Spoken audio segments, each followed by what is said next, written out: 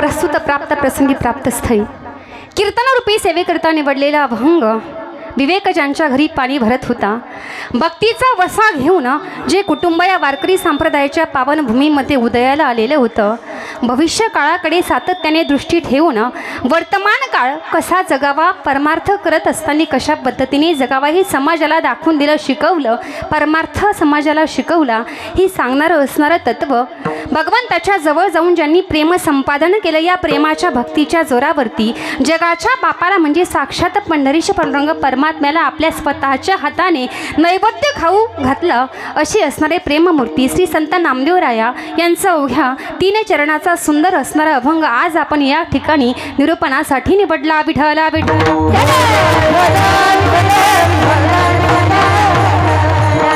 अभंग हा श्री संत नामदेवरायांचा आहे. खऱ्या अर्थाने जर विचार केला तर आपण प्रत्येक जण त्या मृत्यूलोकामध्ये देह घेऊन या मृत्यूलोकामध्ये जन्माला आलो, परंतु जन्माला येत असताना कशाकरता आपला जन्म झाला हे खऱ्या अर्थाने आपण सर्वजण विसरून गेलो. खऱ्या अर्थाने भगवंताचं नामचिंतन करण्याकरता आपला देह या मृत्यूलोकामध्ये किंवा आपला जन्म या मृत्यूलोकामध्ये झाला हे सावधानतेपूर्वक उपदेश करून सांगत असताना संत महात्मे सांगतात, या मृत्यूलोकामध्ये आपण जन्माला आलो, ज्या लोकामध्ये आज आपला जन्म झाला त्या लोकाचं नाव काय आहे?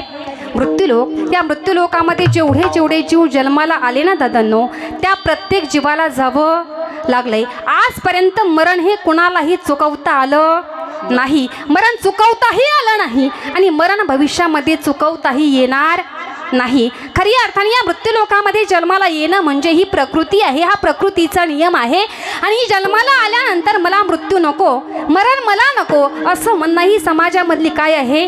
विकृती आहे दादांनो. ज्या दिवशी आपला जन्म हा निश्चित झाला त्याच दिवशी आपला मृत्यूसुद्धा निश्चित झालेला आहे. म्हणून संत महात्मे सांगतात, नामदेवराय सांगतात की मरणाआधी सावध व्हावे. जन्म झाला म्हणजे मृत्यू हा 100% आपला होणार आहे. तो मृत्यू येण्याच्या अगोदर, ते मरण येण्याच्या अगोदर आपण जीवनामध्ये काय झालं पाहिजे? सावध झालं पाहिजे. कारण की सावध होणं ज्याकरता भगवंतांनी या मृत्यूलोकामध्ये आपल्याला जन्मासाठी घातलेलं आहे ते करणं खऱ्या अर्थाने गरजेचं आहे. म्हणजे सावधानतेचा इशारा श्री संत नामदेवराय आज या अभंगामधून आपल्याला देतात की या ठिकाणी मरणाआधी सावध व्हावे, कीर्ती करोनी मरावे. मरण हे प्रत्येकाला येत असतं दादांनो, परंतु मरत असताना सुद्धा असं काहीतरी करून माणसाने मरावं की तुका म्हणे एका मरणेची सरे उत्तमची उरे कीर्ती मागे. या ठिकाणी जन्माला आल्याच्या नंतर मरण हे 100% आहे, परंतु कीर्ती रूपाने आपण गेल्यानंतर सुद्धा पाठीमागे शिल्लक राहिलं पाहिजे. रे जन्म घालू नये बाया मानवाची उत्तम काया. अतिशय सुंदर असणारा नरदेह, अतिशय सुंदर असणारा मानव देह, मानव जन्म जीवनामध्ये आज आपल्याला प्राप्त झालेला आहे. तो असणारा देह आपण व्यर्थ वाया घालू नये. लक्षपूर्वक ऐका. काही गोष्टी आपल्या जीवनामध्ये अशा आहेत की त्या गोष्टी जर जीवनामधून निघून गेल्या तर त्या गोष्टी जीवनामध्ये आपण पुन्हा प्राप्त करू शकतो दादांनो. सुभाषितकार एका ठिकाणी सुंदर असं वर्णन करतात की पुनर्वित्तम पुनर्मित्रम पुनर्भार्या पुनर्मही एतत् सर्वं पुनर्लभ्यम न शरीरम पुनः पुनः. पुनर्वित्तम म्हणजे आपण असंख्य पद्धतीची संपत्ती कमवतो, मालमत्ता कमवतो, जे काही धन आपण कमवलं. लक्षपूर्वक ऐका. जेवढी संपत्ती आपण कमवली, जेवढं धन जीवनामध्ये आपण कमवलं, ते धन जर आपल्या जवळून जर निघून गेलं ना तर आपली नष्ट झालेली संपत्ती पुन्हा आपण प्राप्त करू शकतो. ही गोष्ट शक्य आहे की अशक्य आहे? जागे येत ना तुम्ही? हां, आपलं धन जर नाहीसं झालं, आपल्या घरी चोरी झाली, सुवर्ण चोरी झालं तर ते पुन्हा आपण प्राप्त करू शकतो. म्हणजे धन पुन्हा आपण कमवू शकतो. पुनर्वित्तम पुनर्मित्रम. समाजामध्ये भरपूर असणारे मित्र आपल्याला असतात. आपले मित्र जर आपल्याला सोडून गेले तर पुन्हा दुसरे मित्र आपल्याला जीवनामध्ये भेटतील. म्हणजे मित्रसुद्धा पुन्हा आपण कमवू शकतो. अरे पुनर्वित्तम पुनर्मित्रम. याच्याही पुढे जाऊन सुभाषितकार सांगतात की पुनर्भार्या. भार्या म्हणजे पत्नी. जाऊ नये काळच्या योगामध्ये, काळच्या ओघामध्ये, तरुण वयामध्ये जर आपली पत्नी असणारी मरण पावली, पत्नी जर आपली निघून गेली, सोडून गेली, आपल्याला इहलोकाची यात्रा संपून गेली तर आपण पुन्हा दुसरी पत्नीसुद्धा करू शकतो. म्हणजे ही गोष्ट सुद्धा काय आहे? शक्य आहे. रे पुनर्वित्तम पुनर्मित्रम पुनर्भार्या पुनर्मयी या तिन्ही गोष्टी जीवनामध्ये परत घडून येणं किंवा परत करणं शक्य आहे. एतत् सर्वं पुनर्लभ्यम न शरीरम पुनः पुनः.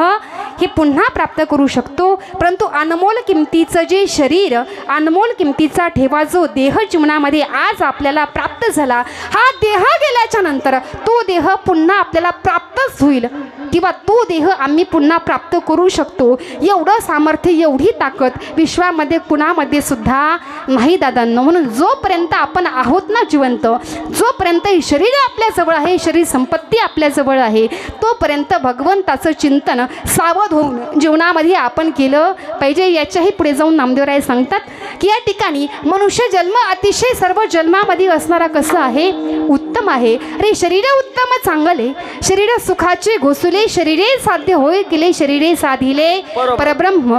आपण म्हणतो शरीर नासका आहे, शरीर कुचका आहे, की नाशिवंत देह जाणार सकळ आयुष्य खातो काळ सावधान. किंवा या ठिकाणी शरीर हे नासका आहे, कुचका आहे, एक ना एक दिवस पडणार आहे. पण जेवढं शरीर नासका कुचकं आहे तेवढं आपलं असणारं शरीर चांगलं सुद्धा आहे. जेवढं वाईट आहे, जेवढी दोषाची खाण आहे, तेवढं शरीरसुद्धा चांगलं आहे. मग आपल्या शरीरामध्ये चांगलं नेमकं काय आहे की याच घाणेरड्या शरीराने, याच नाशिवंत असणाऱ्या देहाने, या शरीराने आपण जगाच्या पापाला आपलंसं करू शकतो. ही सामर्थ्य जर विश्वामध्ये कशामध्ये असेल तर ते फक्त आपल्या मानव देहामध्ये आहे. आपली जी काया आहे, काया म्हणजे शरीर, ह्या कायाला, या शरीराला संत तत्व हे उत्तम म्हणतात. परंतु कधीही शरीर उत्तम होऊ शकतं ज्यावेळी या देहाने आपण भगवंताचं नामचिंतन करू शकतो. विठ्ठल विठ्ठल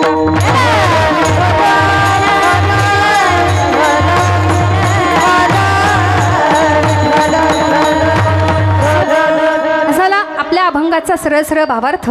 परंतु वक्त्याचं आद्य कर्तव्य आहे, ज्या निमित्ताने कीर्तन आहे तिथला अल्पसा परिहार देणं गरजेचं आहे. आपल्या सर्वांना ज्ञात आहे की किम निमित्ताने या ठिकाणी आपण सर्वजण एकत्रित जमलेलो आहोत. या ठिकाणी कैलासवासी यमुनाबाई हरिभाऊ आळेकर यांना आज आपल्यामधून जाऊन किती दिवस पूर्ण झाले? 1 वर्ष पूर्ण झालं. त्यांचंही प्रथम पुण्यस्मरण आहे, प्रथम वर्षश्राद्ध या ठिकाणी आहे. त्यांच्या पाठीमागे त्यांचा सुंदर असणारा परिवारसुद्धा आहे. त्यांचे पती हरिभाऊ मारुती आळेकर, मुलगा अजयनाथ हरिभाऊ आळेकर, दिलीप हरिभाऊ आळेकर, मुलगी सौभाग्यवती रंजना केशव खामकर, पुतण्या रामदास गणपत आळेकर, सुरेश सोनबा आळेकर आणि सुधीर सोनबा आळेकर. या ठिकाणी ज्यावेळेस आपल्यामधला जीवात्मा निघून जात असतो, मग कुणाची आई असेल, कुणाची आजी असेल, कुणाची मावशी असेल, कुणाची चुलती असेल, कुणाची काकी असेल, ज्यावेळी जीवात्मा हा आपल्यामधून निघून जात असतो दादांनो, त्यावेळी परिवारावरती दुःखाचा डोंगर हा कोसळलेला असतो. परंतु ह्या विधीचा नियम आहे. आपण लाख जरी प्रयत्न केले की कुणाचा मृत्यू चुकवायचा, तर ती असणारी गोष्ट जीवनामध्ये शक्य नाही दादांनो. कारण की ते जे सूत्र आहे ते सूत्र आपल्या हातामध्ये नाही. त्याचा सूत्रधार जर कोण असेल तर तो म्हणजे जगाचा बाप हा परमात्मा आहे. विठाला विठाला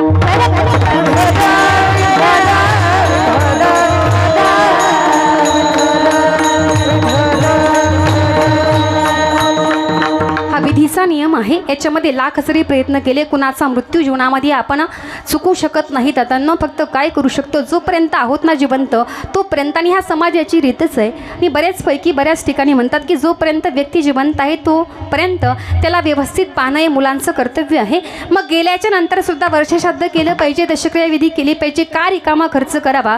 समाजामध्ये जीवन जगत असताना 2 प्रकारचे वर्ग पडतात. मी नेहमी सांगत असते, एक आहे आस्तिक, दुसरा आहे नास्तिक. या ठिकाणी आस्तिक कुणाला म्हणावं? जो देव धर्म मातापिता भगवंताने निर्माण केलेली सृष्टी जाणतो, या गोष्टी मानतो, त्याला आस्तिक म्हणावं. याच्या उलट देव धर्म मातापिता गोष्टी जाणतही नाही, मानतही नाही, त्या व्यक्तीला, त्या लोकांना आपण काय म्हणतो? नास्तिक म्हणतो. जो देवही मानत नाही, परंतु व्यक्ती गेल्याच्या नंतर किंवा आपली आई गेल्याच्या नंतर हे सर्व असणारे विधी मुलाने करावे लागतात. हे शास्त्र आहे दादांनो. खऱ्या अर्थाने त्या आई वडिलांचे उपकार आपल्यावरती एवढे असतात की आपण लाख जरी प्रयत्न केला तरी शब्दज्ञानी माणूस, शब्दज्ञानी व्यक्ती त्या उपकाराचं वर्णन जीवनामध्ये करू शकत नाही. एक अंशतः का होईना उत्तीर्ण होण्याकरता हे केलेले जाणारे या ठिकाणी प्रयत्न आहेत. आणि खरी अर्थाने हे विधिवत असणारं सर्व मुलाने कर्तव्य कर्म म्हणून का होईना या ठिकाणी जीवनामध्ये आपल्याला करावं लागतं. विठ्ठला विठ्ठला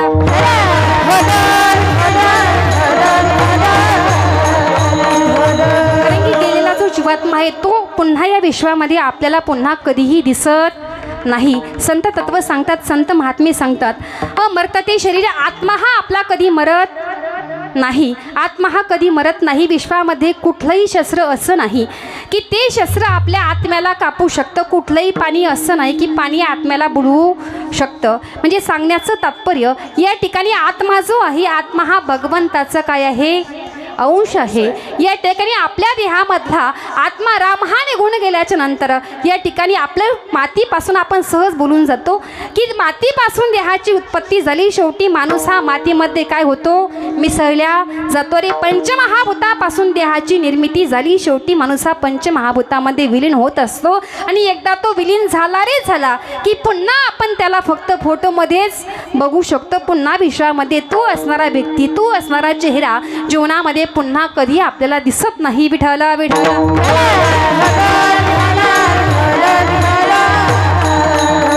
परंतु हे प्रत्येकाच्या जीवनामध्ये घडणार आहे. कारण की जीवनामध्ये विश्वामध्ये त्रिकाला बाधित सत्य आहे. जन्म झाला त्याचा मृत्यू 100% होणार आहे.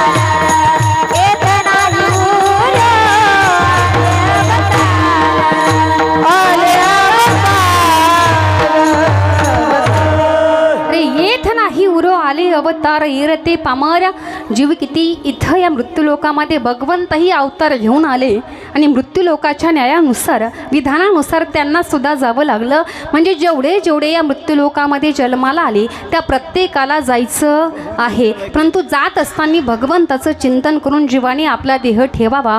परंतु याच्या उलट आपण करतो. आपण जीवनामध्ये भगवंताचं संकीर्तन करत नाही, भगवंताचं नामचिंतन करत नाही. खऱ्या अर्थाने संत तत्व सांगून गेले की मरणाआधी सावध व्हावे. मरण येण्याच्या अगोदर जीवनामध्ये आपण सावध झालं पाहिजे. महिला वर्ग, पुरुष वर्ग, आपल्याला जर एखाद्या गावाला जायचं असेल, लक्ष तुमचं इकडं असू द्या.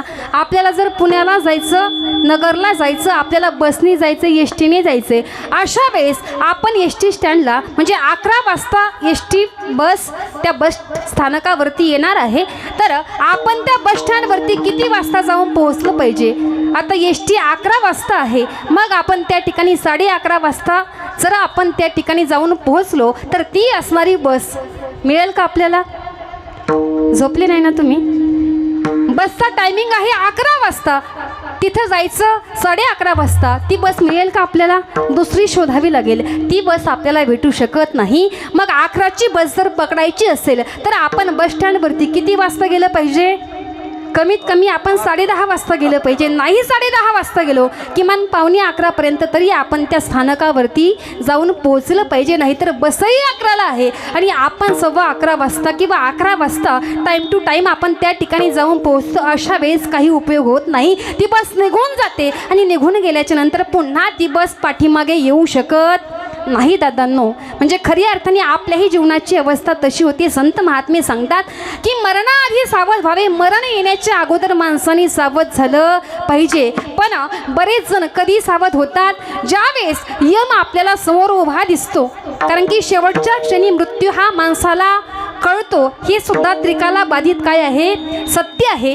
शेवटच्या क्षणी मृत्यू म्हणजे यमदेवता आपल्याला समोर उभी दिसतात आणि मृत्यू हा समोर पाहिल्याच्या नंतर त्यावेळी आपण सावध होतो. जन्म झाल्यापासून काय काय आपण आपल्या जीवनामध्ये केलं ते सर्व, जसं आपण चित्रपट बघतो ना, एखादा टी व्हीवरती एखादा सिनेमा पाहतो, तसं आपल्या जीवनाचा चित्रपट, आपल्या जीवनाचा सिनेमा हे आपल्या डोळ्यासमोर चाललेला असतो. कधी दिसतो आपल्याला, कधी दिसतो, शेवटच्या क्षणी दिसतो. आता यम आपल्याला उचलणार आहे. अशा वेळी आपल्या जीवनाचा संपूर्ण चित्रपट जरी आपण पाहिला आणि ठरवलं आता याच्यामध्ये बदल करायचा आहे, कधी, शेवटच्या क्षणी तो बदल आपण करू शकतो.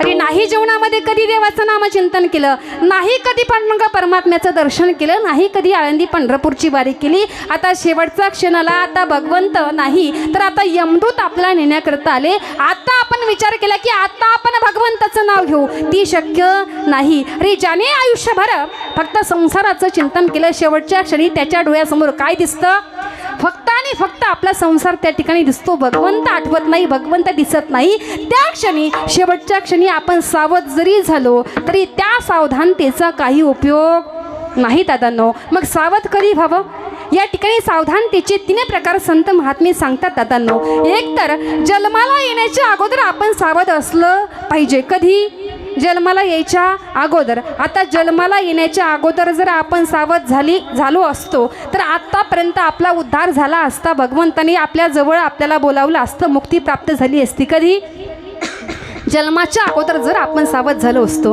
नाही जन्माच्या अगोदर सावध होता आलं, किमान लग्न होण्याच्या अगोदर तरी माणसाने सावध असलं पाहिजे. परंतु इथं सुद्धा आपली चुकी होते. लग्नाच्या अगोदर आपण बेसावध असतो आणि लग्न झाल्यानंतर मनुष्य काय होतो, सावध होतो. आता या ठिकाणी सुद्धा वेळ निघून जाते. आणि तिसरा टप्पा म्हणजे संत महात्मे सांगतात, नाही लग्नाच्या अगोदर सावध होता आलं, किमान मरण येण्याच्या अगोदर तरी व्यक्तीने सावध झालं पाहिजे. पहिला मुद्दा काय पाहिला आपण, जन्म येण्याच्या अगोदर तरी व्यक्तीने सावध असलं पाहिजे. आता जन्माला येण्याच्या अगोदर कोण सावध झालं, महाराज भगवान व्यास महर्षी 12 वर्ष आपल्या आईच्या पोटामध्ये राहिले, आपल्या आईच्या उदरामध्ये राहिले. किती वर्ष, आजपर्यंत असं उदाहरण आहे एखादं की एखादं बाळ आपल्या आईच्या पोटामध्ये 2 वर्ष राहिलं, एखादं बाळ आपल्या आईच्या पोटामध्ये 1.5 वर्ष राहिलं. अहो 10 महिने सुद्धा राहू शकत नाही. किती दिवस राहू शकतो आईच्या पोटामध्ये आपण, 9 महिने राहू शकतो. 9 महिने 9 दिवस राहू शकतो, 9 महिने 15 दिवस राहू शकतो. 1.5 वर्ष राहू शकत नाही, 2 वर्ष राहू शकत नाही. भगवान शुकदेवजी आहेत, भगवान शुकदेव या ठिकाणी किती वर्ष राहिले आपल्या आईच्या उदरामध्ये, 12 वर्ष राहिले. बरं का राहिले, याचं कारण आपण जीवनामध्ये, या कारणाचा अभ्यास जीवनामध्ये केला नाही. ज्यावेळेस 12 वर्ष आपल्या आईच्या उदरामध्ये आहेत, वडील असणारे व्यास महर्षीने म्हणावं, बाळा बाहेर आहे, बाळा बाहेर आहे. तुझी माता असणारी अरणी देवी, तिला त्रास होतोय, बाळा आता तरी बाहेर आहे. अरे किती दिवस आत राहतो, अरे 12 वर्ष या ठिकाणी सुरू झालं, किती दिवस आत राहतो. त्या बाळाने सांगावं, बाबा मला बाहेर यायचं नाही. का बाहेर यायचं नाही, मी जर बाहेर आलो ना तर या ठिकाणी ही भगवंताची जी माया आहे, माया मला बाधेल, मी भगवंताचं चिंतन करू शकत नाही. या ठिकाणी या मृत्यूलोकामध्ये जर मी जन्माला आलो, मी जर बाहेर आलो, परमार्थ माझ्या हातून घडल की नाही घडल हे मी सांगू शकत नाही. माझ्या हातून दान धर्म घडल की घडल नाही मी सांगू शकत. माझ्या हातून भक्ती घडेल की नाही घडेल नाही मला सांगता येत. म्हणून मला जन्माला यायचं नाही. किती वर्ष राहिले, 12 वर्ष आपल्या आईच्या उदरामध्ये राहिले दादा. अरे ब्राह्मणाची पोरे एका खेळाशी भ्याले, 12 वर्ष लपाले रे. अरे कापत कापत बाहेर आले, ते नागवेची पळवणी गेले रे. म्हणजे कधी सावध झाले हे ऐकताय ना सगळे. भगवान शुकाचार्य कधी सावध झाले, जन्माला येण्याच्या अगोदर काय झाले दादांनो, खऱ्या अर्थाने सावध झाले. आपण सुद्धा जन्माला येण्याच्या अगोदर सावध झालं पाहिजे. बरं आणखी एक व्यक्तिमत्व असं आहे, आणखी एक भगवंत आहेत, ते सुद्धा जन्माला येण्याच्या अगोदर काय झाले, सावध झाले. कैलास पर्वतावरती भगवान शिवशंकर आणि पार्वती माता बसलेले आहेत. पार्वती मातेने हट्ट केला, स्वामी मला तत्वज्ञान ऐकायचंय, मला गुह्यज्ञान ऐकायचंय, मला श्रेष्ठतम असणारं जे आहे ज्ञान आहे ते ज्ञानाचा उपदेश मला करा. मला ब्रह्मज्ञान ऐकण्याची इच्छा झाली, ते ज्ञान मला सांगा. भगवान शंकराने सांगावं, पार्वती ब्रह्मज्ञान जर ऐकायचं असेल ना, गुह्य ज्ञान तत्वज्ञान जर ऐकायचं असेल तर ते ज्ञान ऐकण्यासाठी व्यक्ती हा अधिकारी असावा लागतो. कुणालाही श्रेष्ठ असणारं ज्ञान सांगू शकत नाही आणि सांगताही येत नाही. आता पार्वती माता रागावल्या. आता आपण किती जरी अडाणी असलो, आपण किती जरी दुर्जन असलो, तरी प्रत्येक व्यक्तीला काय वाटतं, मी स्वतः कसं आहे. कारण की आपण आपला आरसा जर डोळ्यासमोर धरला, आपण स्वतःच्या जीवनाचं चरित्र जर पाहिलं, तर प्रत्येकाला आपलं असणारं चरित्र कसं दिसतं, शुद्ध दिसतं. आपल्या हातामधला जो आरसा आहे, आपल्या प्रत्येकाचा चेहरा, प्रत्येकाचं चरित्र जे आहे आपण शुद्ध मानतो, शुद्ध समजलं जातं. पार्वती माता म्हणतात की मी ब्रह्मज्ञान ऐकण्याची अधिकारी नाही असं तुमचं म्हणणं आहे. मीही ब्रह्मज्ञान ऐकू शकते, माझाही अधिकार खरी अर्थाने तेवढा आहे, मला ब्रह्मज्ञान ऐकायचे. भगवान शिवशंकर सांगतात, नाही ग पार्वती, खरी अर्थाने ब्रह्मज्ञान ऐकण्याची अधिकारी अजून तू झालेली नाहीस, परंतु हट्ट धरला. आणि खरी अर्थाने संत संप्रदायामध्ये सुद्धा अशी घटना, असं उदाहरण घडून गेलं की ब्रह्मज्ञान म्हणजे भगवंताचं जे आत्मिक ज्ञान आहे, ते ज्ञान जर ऐकायचं असेल तर माणूस खरंच काय लागतो, अधिकार असावा लागतो, म्हणजे अधिकारी खरी अर्थाने असावा लागतो. पैठण क्षेत्रामध्ये नाथ महाराजांचं नेहमी कीर्तन असायचं. कीर्तन ऐकण्याकरता एक माणूस सतत कीर्तनामध्ये येऊन बसायचा. ब्रह्मज्ञानाचा उपदेश करत असताना बराच वेळा ब्रह्मज्ञान हा शब्द नाथबाबांच्या मुखामधून खरी अर्थाने निघून जायचा. नाथबाबा म्हणायचे की व्यक्तीने ब्रह्मज्ञान हे ऐकलं पाहिजे, ब्रह्मज्ञान प्राप्त करून घेतलं पाहिजे, तेव्हा जन्माला आलं त्याचं काय होतं, सार्थक होतं. नेहमी कीर्तन ऐकायचं. एक व्यक्ती कीर्तन संपल्यानंतर नाथ महाराजांच्या जवळ गेला, दर्शन घेतलं. महाराज, मलाही ब्रह्मज्ञान ऐकायचे. तुम्ही नेहमी सांगता माणसाने ब्रह्मज्ञानी झालं पाहिजे, गुह्यज्ञान ऐकलं पाहिजे, ब्रह्मज्ञान ऐकलं पाहिजे, तत्वज्ञान ऐकलं पाहिजे. मलाही ते तत्वज्ञान ऐकायचे, माझी इच्छा झाली, मला ब्रह्मज्ञान सांगा. नाथ महाराजांनी सुद्धा सांगावं, जसं भगवान शिवशंकर पार्वती मातेला सांगत होते ना, गुह्यज्ञान ऐकण्याकरता मनुष्य हा अधिकारी असावा लागतो, तसं नाथ महाराज म्हटले, बाळा, गुह्यज्ञान ब्रह्मज्ञान तुला जर ऐकायचे ना, तर ब्रह्मज्ञान ऐकण्यासाठी व्यक्ती हा अधिकारी असावा लागतो. पुन्हा 8 दिवसांनी आला, महाराज, आता तरी मी अधिकारी झालो असं मला वाटतंय, आता तरी गुह्यज्ञान ब्रह्मज्ञान तुम्ही मला सांगावं. नाथ महाराजांनी सांगावं, नाही बाळा, अजून तू ब्रह्मज्ञान ऐकण्याचा अधिकारी झाला नाही. जवळपास असं करता करता 3 महिने निघून गेले. व्यक्तीने नेहमी यावं, नेहमी विचारावं. नाथ महाराजांनी नेहमीप्रमाणे तीच उत्तर द्यावं, अजून तू ब्रह्मज्ञान ऐकण्याचा अधिकारी झाला नाहीस.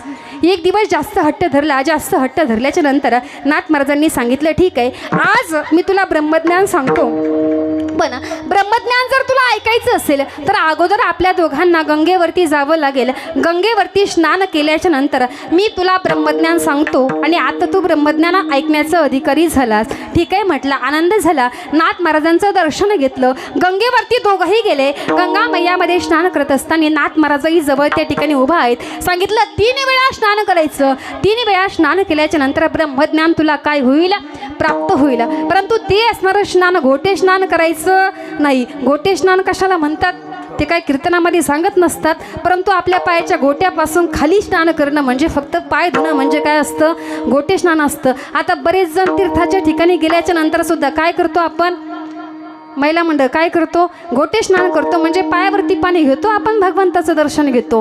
परंतु नाथांनी सांगितलं इथं गोटे स्नान करायचं नाही. मग इथं शेंडीसहित आपला देह संपूर्ण पाण्यामध्ये बुडाला पाहिजे, म्हणजे शेंडीसुद्धा रिकामी राहायला नको, डोक्याचा केसही रिकामा राहायला नको, म्हणजे अशा पद्धतीचं स्नान करावं. नाथ महाराज त्या ठिकाणी पाण्यामध्ये घेऊन गेले. पहिली बुडी मारली, वरती आला आणि वरती आल्याच्या नंतर नाथ महाराजांनी विचारलं, का रे, झालं का तुला ब्रह्मज्ञान? नाही हो महाराज, पाण्यामध्ये मी बुडी मारली पण मला ब्रह्मज्ञान झालं नाही. पुन्हा दुसरी बुडी मारली, वरती मुंडकं काढलं, का रे, झालं का तुला ब्रह्मज्ञान? नाही झालं ब्रह्मज्ञान. पुन्हा पाण्यामध्ये बुडी मारली आणि आता तिसरी बुडी ज्यावेळेस पाण्यामध्ये मारली जाताना नाथ महाराजांनी त्याचं मुंडकं धरलं पाण्यामध्ये दाबून.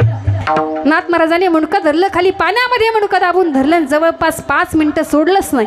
आता याला काय पोहता येत नव्हतं. बरं, जबरदस्तीने नाथांनी मुंडकं पाण्यामध्ये दाबून धरल्याच्या नंतर याचा जीव घुटफळायला लागला, नाकातोटामध्ये पाणी जायला लागलं, पाण्यामध्येच हातपाय खोडायला लागला. आता शेवटचा क्षण जवळ आला, म्हणजे आता अवघ्या अर्ध्या मिनिटामध्ये हा मरणार अशी अवस्था त्याची प्राप्त झाली. म्हणजे आता काही क्षणामध्ये त्याला मृत्यू येणार अशा अवस्थेमध्ये पोहोचला. 5 मिनिटांनी नाथ महाराजांनी त्याचं धरलेलं मुंडकं सोडून दिलं. पाण्याच्या बाहेर त्याने मुंडकं काढलं. म्हटलं, काय नाथ महाराज, कोण तुम्हाला महाराज म्हणत? मला पाण्यामध्ये बुडून मारण्याचा विचार होता का तुमचा? मग तुम्हाला जर ब्रह्मज्ञान नव्हतं सांगायचं, मला सरळ सरळ सांगायचं की मी तुला ब्रह्मज्ञान सांगू शकत नाही, मी एवढा अट्टहास धरला नसता. नाथ महाराज हसले. नाथ महाराज हसून बोलले, का रे आता तिसऱ्या क्षणी ज्यावेळेस तू पाण्यामध्ये बुडालास ना, त्यावेळी मला वाटलं तुला ब्रह्मज्ञान झालं असेल, परंतु कसं काय ब्रह्मज्ञान झालं नाही? त्यावेळेस नाथ महाराजांना तो व्यक्ती सांगतो, महाराज मला ब्रह्मज्ञान होणार कसं? तुम्ही एवढ्या जबरदस्तीने पाण्यामध्ये दाबून धरलं, नाका तोंडामध्ये पाणी जात होतं, जीव घुटमळला. मला वाटलं आता माझा शेवटचा क्षण जवळ आला, अवघ्या 1-2 सेकंदामध्ये मी मराल, परंतु बरं झालं महाराज तुम्ही मला सोडलं. आणि अशा अवस्थेमध्ये कुठं ब्रह्मज्ञान होत असतं का? नाथ महाराजांनी दुसरा शब्द वापरला, का रे ज्यावेळेस मी पाण्यामध्ये तुला दाबून धरलं, तुझ्या नाका तोंडामध्ये पाणी जात होतं, त्यावेळेस तुझ्या डोळ्यासमोर तुला काय दिसलं? डोळ्यासमोर काय दिसलं? तुझे म्हातारे आईवडील तुझ्या डोळ्यासमोर आले असतील ना? त्याने सांगितलं, महाराज माझे आईवडील जरी म्हातारी असले तरी पाण्यामध्ये बुडाल्यानंतर माझे म्हातारे आईवडील माझ्या डोळ्यासमोर आले नाही. जाऊ दे, आईवडील डोळ्यासमोर आले नाही, तुझे छोटे छोटे लहान लहान लेकरं येते, तुला वाटलं आता मी मरणार आहे, मग ते लहान लहान लेकरं तुझ्या डोळ्यासमोर आले असतील. नाही हो महाराज, ते लेकरं सुद्धा माझ्या डोळ्यासमोर आले नाही. तुझी पत्नी तुझ्या डोळ्यासमोर आली असेल, आयुष्यभर कमवलेली संपत्ती तुझ्या नजरेसमोर दिसली असेल रे. नाही हो महाराज, मला माझे म्हातारे आईवडीलही दिसले नाही, माझे लेकरं दिसले नाही, माझी कमवलेली संपत्ती दिसली नाही. जगाच्या पाठीवरती सगळ्यात जास्त मी प्रेम करतो माझ्या पत्नीवरती, बायकोवरती, ती पत्नी सुद्धा मला समोर दिसले नाही. मग तुला काय समोर दिसत होतं? तो म्हटला, मला फक्त काय समोर दिसत होता? फक्त मृत्यू समोर दिसत होता. आणि काय वाटत होतं तुला? मला फक्त एवढीच गोष्टी वाटत होती की कधी मी या पाण्यामधून बाहेर येईल, कधी माझा श्वास हा मोकळा होईल, कधी मी या पाण्याच्या बाहेर येईल, कधी मारण्याच्या बाहेर येईल, अशी तळमळ माझ्या अंतकरणामध्ये चालू होती. जीव घुटमाळा होता, फक्त तळमळ बाहेर येण्याची जीवनामध्ये चालू होती. त्यावेळेस नाथ महाराज हसले, सांगितलं, ज्यावेळी असं वाटेल ना, जेवढी तळमळ पाण्यामध्ये बुडाल्याच्या नंतर बाहेर येण्याची तुझी चालू होती, तुला डोळ्यासमोर फक्त आणि फक्त मृत्यू दिसत होता, अशी तळमळ भगवंताच्या भेटीची जीवनामध्ये प्राप्त झाली पाहिजे की कधी मी या संसारामधून बाहेर पडेल, कधी जगाचा बाप परमात्मा मला भेटेल, कधी तो भगवंत भेटेल. भगवंत भेटण्याची ज्यावेळेस एवढी तळमळ तुला लागेल ना, त्यावेळी खरा ब्रह्मज्ञान ऐकण्याचं अधिकारी तू होशील आणि त्यावेळेस मी तुला ब्रह्मज्ञान सांगेल. आता याही ठिकाणी असं घडलं होतं की पार्वती मातेने हट्ट धरला, मला ब्रह्मज्ञान सांगा स्वामी, ब्रह्मज्ञान सांगा, गुह्यज्ञान सांगा, तत्वज्ञान सांगा. भगवान शंकरांनी हट्ट पुरवला, कारण की आपण आजही म्हणतो, समाजाची रीत आहे की स्त्री हट्ट, बाल हट्ट आणि राज हट्ट हे चुकीचे जरी असले तरी सुद्धा पुरवावे लागतात दादा. आणि स्त्री हट्ट असल्यामुळं म्हटले ठीक आहे, मी ब्रह्मज्ञान तुला सांगतो, तत्वज्ञान सांगतो, गुह्यज्ञान सांगतो. एक सुंदर असणारं, उत्तम असणारं ठिकाण पहिलं. ब्रह्मज्ञान त्या ठिकाणी सांगण्यासाठी, तत्वज्ञान सांगण्यासाठी, गुह्यज्ञान सांगण्यासाठी सुरुवात केली. पण भगवान शंकरांनी सांगितलं, गुह्यज्ञान या ठिकाणी पार्वती मी तुला सांगतोय, लक्षपूर्वक हे गुह्यज्ञान तुला ऐकावं लागेल. परंतु ते गुह्यज्ञान सांगत असताना मी दोन्ही डोळे झाकून गुह्यज्ञान सांगणार आहे, तू समोर बस. परंतु खऱ्या अर्थाने मला तुझे काय आले पाहिजे? हुंकार आला पाहिजे, तुझे हुंकारे मला आले पाहिजे. ब्रह्मज्ञान व्यवस्थित पद्धतीने तू ऐकलं पाहिजे. पार्वती माता म्हटल्या ठीक आहे. पार्वती माता समोर बसल्या. भगवान शिवशंकराने गुह्यज्ञान, तत्वज्ञान सांगायला सुरुवात केली. पार्वती माता मध्ये मध्ये हुंकार देत होत्या, परंतु अचानक हुंकार हा बंद झाला. भगवान शिवशंकराच्या ही गोष्ट लक्षामध्ये आले नाही, परंतु दुसऱ्या बाजूने हुंकार येऊ लागला. हुंकार कोण देत होतं हो? एका माशाच्या पोटामध्ये गर्भ होता, त्याच्यामधून हुंकार येऊ लागला. ज्यावेळेस हुंकाराचा आवाज बदललेला लक्षामध्ये आलं भगवान शिवाच्या. आपले नेत्र उघडले, समोर पाहिलं तर पार्वती माता ह्या निद्रावस्थेमध्ये गेलेल्या होत्या, म्हणजे झोपलेल्या होत्या. पार्वती मातेला झोपलेलं पाहिलं, परंतु हुंकार कोण देतं हे ज्यावेळेस लक्षात आलं, त्यावेळेस एका मासोळीच्या पोटामधून, त्या गर्भामधून आवाज येत होता. तो गर्भ हुंकार देत होता. ती जर कोण असतील तर ते म्हणजे कोण होते? हां, आपल्या सर्वांना माहिती असेल, कारण की श्रावण महिन्यामध्ये आपण नवनाथ ग्रंथाचं पारायण करतो. ते म्हणजे कोण होते? मच्छिंद्रनाथ होते. म्हणजे ही जन्माच्या अगोदर सावध झाले. भगवान शुकाचार्य सुद्धा जन्माला येण्याच्या अगोदर काय झाले? सावध झाले. बरं, आपली तशी अवस्था नाही. आपण नाही जन्माला येण्याच्या अगोदर सावध झालो, परंतु जन्म झाल्याच्या नंतर तरी आपण सावधानता स्वीकारली पाहिजे. आणि दुसरं तत्व जे सांगतात, दुसरा मुद्दा जो सांगतात, ते म्हणजे लग्नाच्या अगोदर तरी मनुष्याने जीवनामध्ये सावध झालं पाहिजे. कारण की बऱ्याच व्यक्तींचं असं होतं, आता हा विनोद नाही, बऱ्याच मंडळींचं असं होतं की लग्नाची घाई असते, परंतु लग्न झाल्याच्या नंतर ज्यावेळेस संसाराचं ओझा आपल्या पाठीवरती पडतं, नंतर आपण म्हणतो लग्न नसतं केलं तर बरं झालं. हां, आत्ताची स्थिती अशी आहे का हो? अजिबात नाही, कारण की एवढे छंदी आपण परमार्थाचे नाहीत. परंतु किमान लग्नाच्या अगोदर तरी सावध झालं पाहिजे. आता लग्नाच्या अगोदर कोण सावध झालं असेल तर बघा, कोण सावध झालं सर्वांना सांगणार आहे. त्या अगोदर सर्वांनी प्रेमाने भजन करा. विठ्ठला विठ्ठला.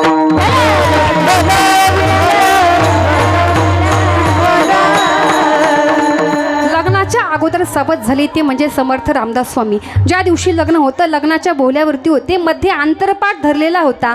ब्राह्मण देवता मंगलाष्टका म्हणत होते. 4 मंगलाष्टका झाल्या होत्या. शेवटची मंगलाष्टिका शिल्लक राहिली होती दादांनो. आणि भूदेव म्हणजे ब्राह्मण देवतेच्या मुखामधून. आता आपल्याही लग्नामध्ये ब्राह्मण देवता असतात. ब्राह्मण जर नसेल तर लग्न हे होत. पण आता कलियुग आहे. कलियुगामध्ये फक्त नवरी नवरदेव दोघं जरी असले तरी आईबापाची सुद्धा आत्ताच्या पोरांना गरज लागत. हां, ब्राह्मण जो आहे तो ब्राह्मण शुद्ध आहे की अशुद्ध आहे हे सुद्धा आपण बघत नाही. तो जातीने ब्राह्मण आहे की नाही हे सुद्धा आपण बघत नाही. फक्त विधिवत लग्न झालं पाहिजे असं आपण म्हणतो. तर या ठिकाणी 4 मंगलाष्टिका झाले. 5वं मंगलाष्टिका म्हणत असताना ब्राह्मण देवतांनी सांगितलं की आता सावध सावधान समयो साधा समीपाई असे. ही मंगलाष्टिका मुखामधून उच्चारली, सावध झालं पाहिजे. सावधान सावधान हा शब्द ऐकला आणि ब्राह्मण देवतेच्या कानाजवळ गेले. समर्थ रामदास स्वामींनी विचारलं, बहुदेव ब्राह्मणदेव आत्ता तुम्ही सावध केलं, ते सावधान हा शब्द कुणासाठी होता हे मला सांगा. त्यांनी सांगितलं, इथं लग्न कुणाचं होतंय? लग्न तुझं होतंय म्हणल्याच्या नंतर हा सावधान हा शब्द दुसरा कुणासाठी नाही. हा सावधान हा शब्द फक्त कुणासाठी आहे? तुझ्यासाठी आहे. अरे काय याचा अर्थ आहे? याचा अर्थ फक्त एवढाच आहे, 4 मंगलाष्टिका पूर्ण झाली, ही शेवटचं मंगलाष्टिका आहे. ही शेवटचं मंगलाष्टिका झाल्याच्या नंतर तू कायमस्वरूपी संसाराच्या बंधनामध्ये अडकणार. एकदा अडकल्याच्या नंतर मरेपर्यंत तू या बंधनामधून सुटू शकत नाही. कारण की जेवढे या बंधनामध्ये अडकले ना, इंद्र अडकला, ब्रह्मा अडकला, त्या ठिकाणी जेवढे अडकले तेवढे म्हणजे देवाधिकापासून जेवढे अडकले त्यांची आजपर्यंत सुटका झालेली नाही. जर सुटायचं असेल तर हा शेवटचा चान्स आहे. आत्ताही तू सुटू शकतो. मग काय करावं भूदेव? आता इथून पळून गेलं तर चालतंय का? कोण म्हणलं? जागे येत ना सगळे. कुठून पळून गेलं तर चालतंय का? लग्नामधून पळून गेलं तर चालतंय का? आता शेवटचा चान्स आहे, आता सावध म्हणताय ना तुम्ही, मग इथून पळून गेलं तर चालतंय का? म्हटले हो चालतंय ना. तसंच बोहल्यावरून उडी मारली आणि समर्थ रामदास स्वामी लग्नामधून काय झाले? हां, पळून गेले दादांनो. म्हणजे हे लग्नाच्या अगोदर काय झाले? सावध झाले. आणखी एक व्यक्ती लग्नाच्या अगोदर सावध झाला. कैलास पर्वतावरती पार्वती माता आणि गणपती बाप्पा कार्तिकेय या ठिकाणी बसलेले होते. 3 जण बसलेले आहेत. भगवान शंकर हे तपस्येमध्ये लीन आहेत. 3 जण बसले. आपल्या दोन्ही लेकराकडे पार्वती माता उत्साहाने बघत होती, गणपती बाप्पाकडे बघत होती, कार्तिकेयकडे बघत होती. एकटक ज्यावेळेस कार्तिकाकडे बघत होती त्यावेळेस बघता बघता कार्तिकचं सुद्धा लक्ष आपल्या आईकडे गेलं. काय झालं आई? आई माझ्या चेहऱ्याकडे एकटक सारखी का बघतेस आई? काय बघतेस माझ्याकडे? त्यावेळेस आईने सांगितलं, पार्वती मातेने सांगितलं, बाळा मी याकरता तुझ्या चेहऱ्याकडे बघते. आता तू मोठा झालास, मी एकटक बघते. याचं एक कारण आहे, आता माझी इच्छा आहे, मुलगा मोठा झाल्यानंतर आपली सुद्धा इच्छा असते मुलाचं काय करावं? लग्न करावं.